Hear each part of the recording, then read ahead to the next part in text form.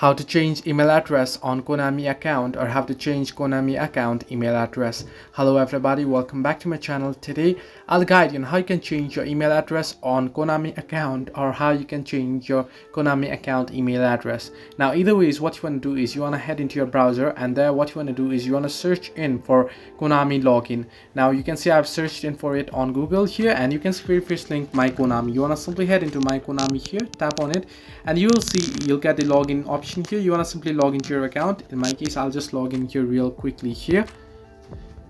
Now I'll just use my already saved account password, and I'll just log in real quick here, and you can see I'm logged in here currently. Now once you're logged in, what you want to do is you want to head into the personal information option that you can see on the screen. You want to simply tap on it, and once you tap on it here, you can see various options here. Now just scroll down below, and once you scroll down below, you can see the email address option. Simply tap on the email address option here, and here you can see to proceed you must enter a verification code to verify your identity. You want to simply submit it, and once you submit it, you should get a verification code.